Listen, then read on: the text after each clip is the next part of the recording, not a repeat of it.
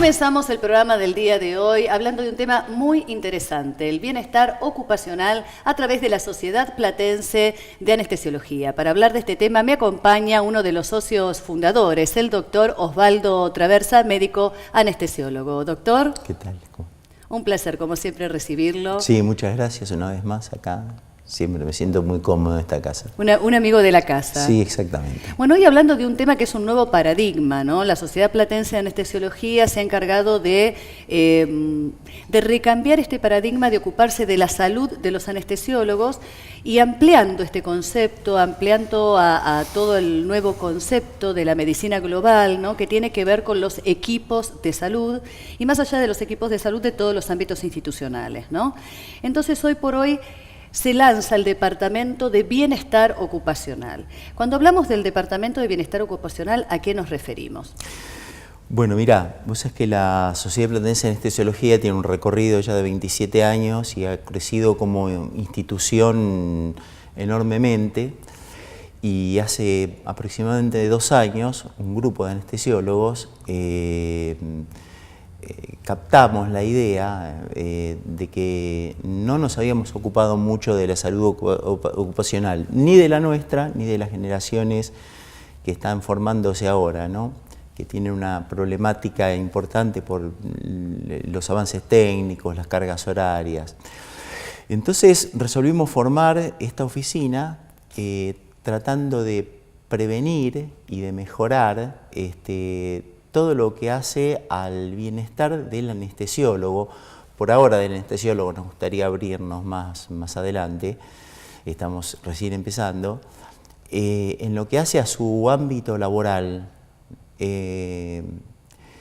Por ese motivo empezamos a censar horas de trabajo, condiciones de trabajo, días de guardia. Y bueno, detectamos que no se está haciendo muy bien, no se está tratando muy bien al médico laboralmente, no estamos cuidando la cantidad de horas que tiene que trabajar cada médico en el ámbito que tiene que trabajar cada uno. Y bueno, tratamos de mejorar eso, ¿no? De llevar a un nivel superior el estado, la situación del médico dentro del trabajo, dentro y fuera del trabajo también, ¿eh? Por supuesto, bueno, una de las cosas que más se remarca, el anestesiólogo tiene un rol central dentro de lo que es un equipo de quirófano y en líneas generales en todo el ámbito tanto público como privado, pero se nota tanto más en el público, ¿no? La gran demanda de la necesidad de médicos anestesiólogos que hace que muchas veces, principalmente en las guardias, ¿no? Son pocos anestesiólogos de 24 a 48 horas que están a cargo de cualquier urgencia o que pueda ser trauma, que pueda ser una cirugía derivada, que tienen que estar, digamos, al pie del cañón. Y eso muchas veces trae una sobrecarga de estrés, además de las condiciones, digamos, edilicias, lugares donde duermen durante esas horas de guardia, que muchas veces son repetitivas por esta cuestión de las problemáticas salariales, ¿no? Porque eso también impacta, o sea, el alto impacto que hay en la cantidad de horas de guardia, ¿no? O sea, esta carga horaria, ¿cómo impacta en el médico? No es solo la carga horaria es importante porque son guardias de 24 horas y a veces tenemos colegas que están haciendo 2 o 3 guardias semanales y además trabajan en otros lugares fuera de la guardia. Sino que, bueno, vos sabés que el trabajo en la guardia es extremadamente crítico. Es un trabajo que suma horas y horas y horas de estrés, a veces no en las mejores condiciones, a veces con instrumental que no es el ideal, y muchas veces se ha sumado en los últimos tiempos, que es una gran preocupación nuestra, la inseguridad en los hospitales, no es un dato menor este.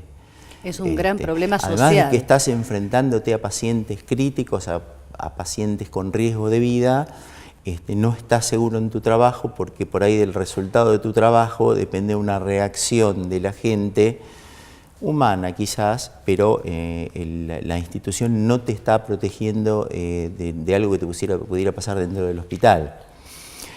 La parte edilicia también, nosotros trabajamos con gases que debían expulsarse al exterior y no siempre existe esto. Y aparte la maratón a veces de un enfermo crítico detrás del otro que lleva a una fatiga que, bueno, a la larga deteriora la salud. Psíquica, sobre todo. Claro, exactamente, ahí quería llevar, ¿no? La parte del estrés, fundamentalmente, tanta carga de estrés en el médico anestesiólogo. ¿Cuáles son las patologías que pueden desarrollarse en futuro bueno, en un médico que tenga, supongamos, de 15 a 20 años en adelante de esta forma de vida, ¿no? Bueno, la más típica que nosotros venimos tratando de detectar en los médicos es el burnout, que es la enfermedad que terminan padeciendo aquellas personas que trabajan en una tarea crítica, que no duermen bien, que tienen un exceso de responsabilidad en el trabajo y que suman fatiga sobre fatiga porque no tienen la cantidad de horas de ocio, de descanso, de la que son víctimas muchos médicos. Aparte de los problemas que se suceden como los cardiovasculares, los problemas posturales, porque uno trabaja horas y horas parado, los problemas de vista, los problemas de auditivos por el ambiente, los ruidos que genera el quirófano. Entonces son todas esas patologías que a lo largo de la vida útil del anestesiólogo se sienten, y vamos a ver gente que padece enfermedades debido concretamente a su trabajo. Otro de los mitos que usted me dirá si es cierto o no, es que en toda la historia de la anestesiología y de todas las especialidades, es el médico anestesiólogo el que más ligado está al conocimiento de los fármacos. Entonces, muchas veces, en cuestión de querer sopesar ese estrés, esa ansiedad, ese cansancio, a veces hay un mal manejo de los fármacos en el uso personal, ¿no? Sí. Y eso puede derivar muchas veces, no en todos los casos, a problemas ligados con cuestiones de adicciones o con problemas, digamos, que acarrean este tipo de enfermedades con un tratamiento especial. Sí, los fármacos y qué fármacos manejamos, ¿no? Los anestesiólogos manejamos psicofármacos, manejamos drogas que son peligrosas, son drogas que, como vos sabés, una anestesia es llevar a una persona a un estado donde puede tolerar una cirugía y después retrotraer ese estado. Y bueno, son drogas peligrosas y son muchas veces drogas adictivas.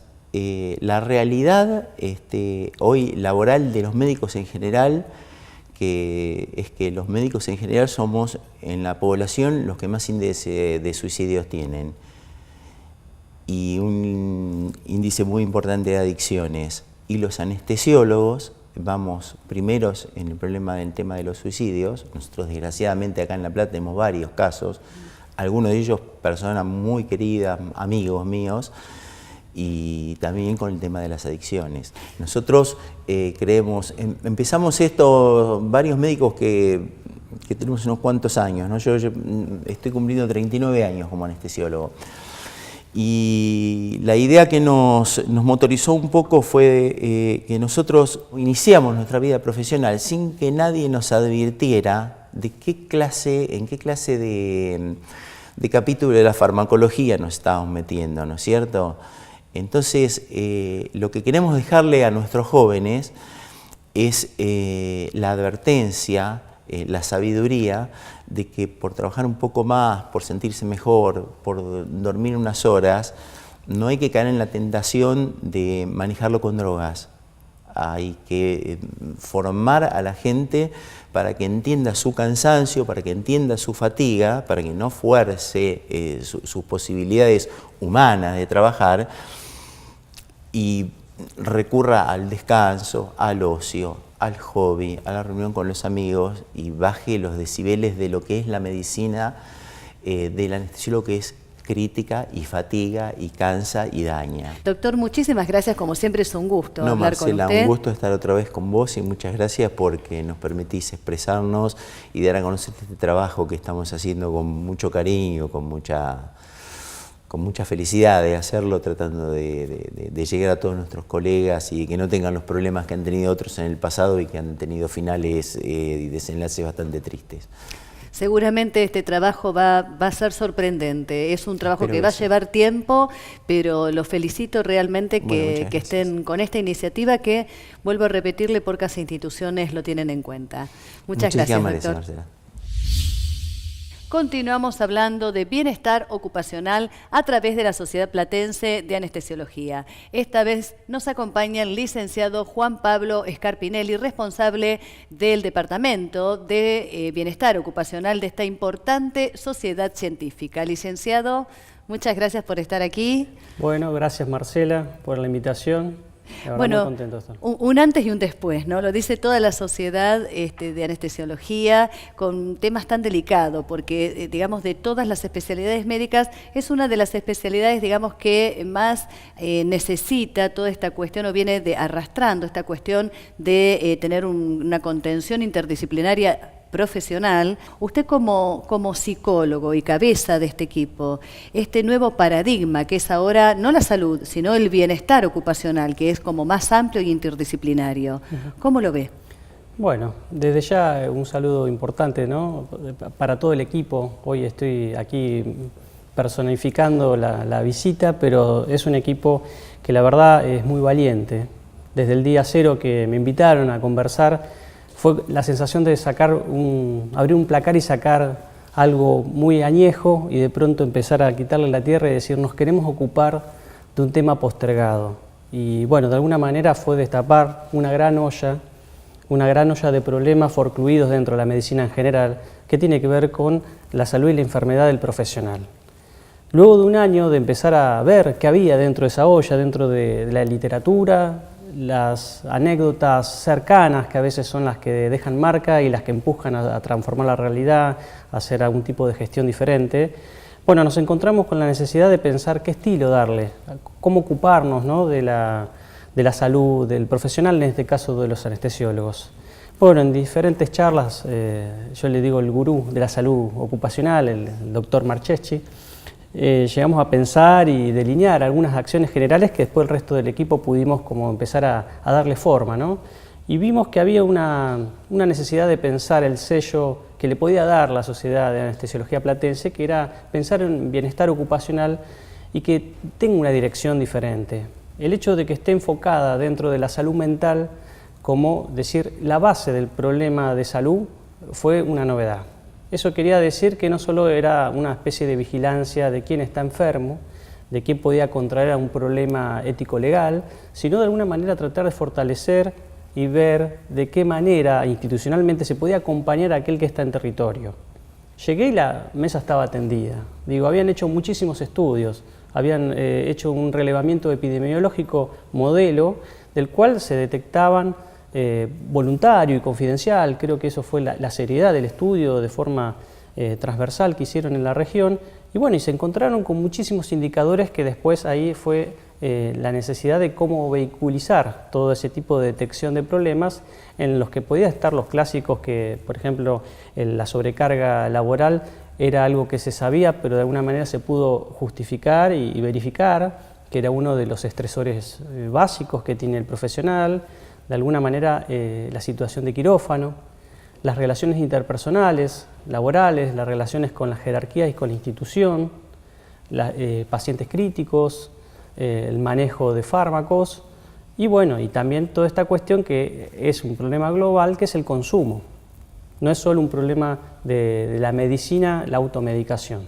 Creo que estamos en un momento y en una época donde la automedicación, el googleo, por ejemplo, de ver qué tengo, ¿no?, que después se termina haciendo la consulta tardía previo a 5 o 6 autodiagnósticos y a veces medicaciones fallidas, lo cual creo que estamos exacerbando un individualismo, o por ahí no advirtiendo que ese individualismo existe, pero que está en meras de perjudicar a la salud. Lo que a mí me parece sorprendente es este departamento de bienestar ocupacional que se ocupe, como la palabra lo dice, de que el médico trabaje bien en su ámbito laboral.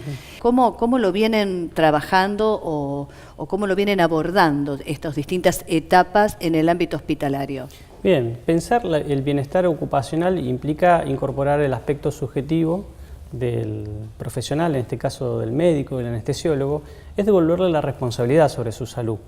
Eso quiere decir que dentro del concepto de la OMS, de que manejó desde el 2005 en adelante como bienestar, implica incorporar las expectativas que se tiene de desarrollo personal, de realización en el trabajo, su lugar en el escenario, Y hemos considerado, a partir de los estudios, que la mayoría de los anestesiólogos tienen una pata en lo público y una en lo privado, lo cual hace también estar transitando, yendo y viniendo, o sea, tratando de armar una jornada laboral, lo cual el transporte comienza a ser un factor de riesgo, el posguardia, la guardia misma y lo crítico que puede ser la guardia en situaciones traumáticas de emergencia.